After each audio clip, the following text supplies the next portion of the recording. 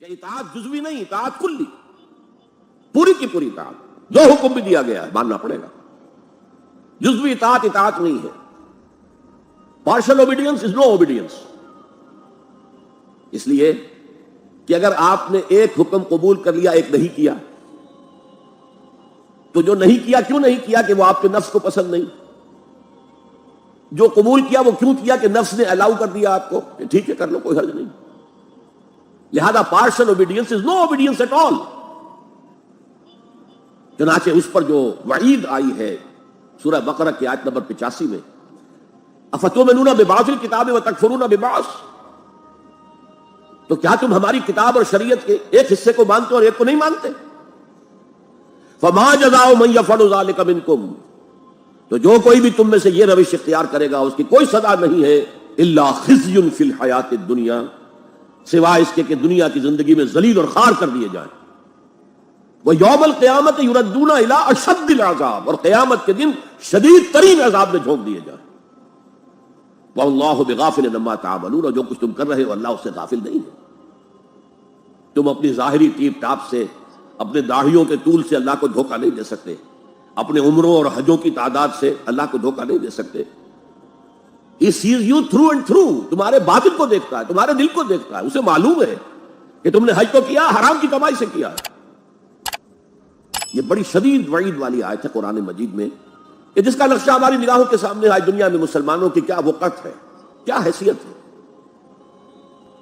فما جزاء من يفعل ذلك منكم الا خزي في الحیات الدنیا ويوم القیامة. اب یہ قیامت کے دن کی بات جو اللہ فرما رہے ہیں، دعا ہی کی جا سکتی ہے کہ اللہ تعالیٰ اس سے بچا لے، کرم فرمائے، اپنی شان غفاری اور شان رحیمی سے ہمیں اس روز کی ذلت سے اور شدید ترین عذاب میں جھونک دیے جانے کی جو یہاں پر خبر سنائی جا رہی ہے، وعید سنائی جا رہی ہے، اللہ تعالیٰ اس سے بچا لے. البتہ ایک بات میں اور آپ سے عرض کر دوں کہ جو کیفیت اس آیت میں سامنے آئی ہے یہ مستقل نہیں رہ سکتی.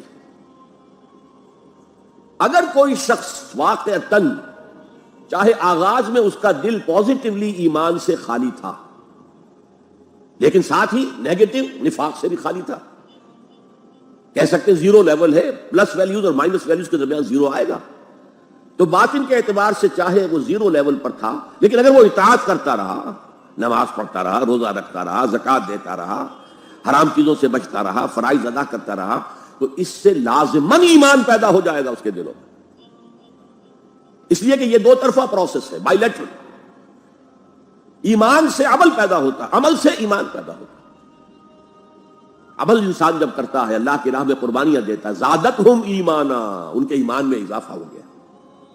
کہ ایمان دل میں آ گیا تو ایک کشاکش اندر شروع ہو جائے گی.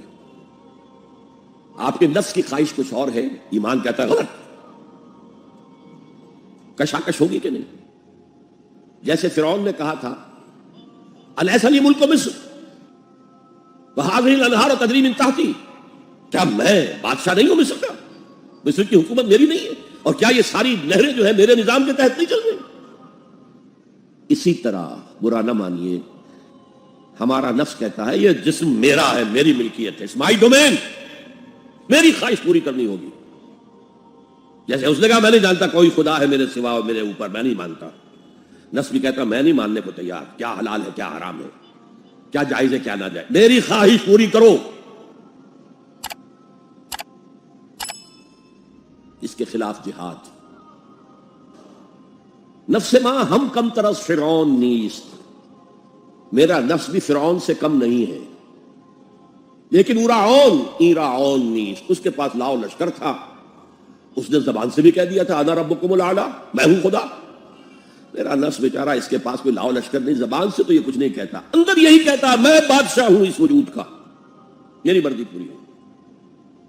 Struggle against this baser self. ایک سیلف ہے اونچی سیلف، خودی، انا، ایگو، اور ایک ہے یہ بیسر سیلف، حیوانی جبلتیں جو اندھی بہری ہیں، جو حلال حرام سے انہیں کوئی غرض نہیں، ان کے خلاف جہاد کرنا.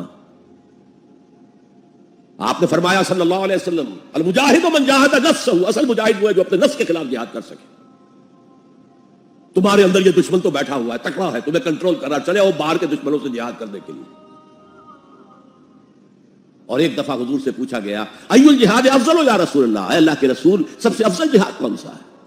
فرمایا ان تجاہد نفسک فی طاعت اللہ، اپنے نفس کے خلاف جہاد کرو، اسے اللہ کا مطیع کرو۔ یہ جو اندر کی کشمکش ہے، کشاکش ہے، یہ جہاد فی سبیل اللہ کا نقطہ آغاز، اللہ کا مطیع بنانا ہے نفس کو۔ اس کے ساتھ دو سب لیول اور ہیں۔ اس نفس کو بھڑکانے والی ایک قوت ہے انویزیبل، اور ویزیبل بھی ہے۔ انویزیبل قوت سب سے بڑی ابلیس، شیطان، لعین، اور اس کے چیلے چانٹے جنات میں سے،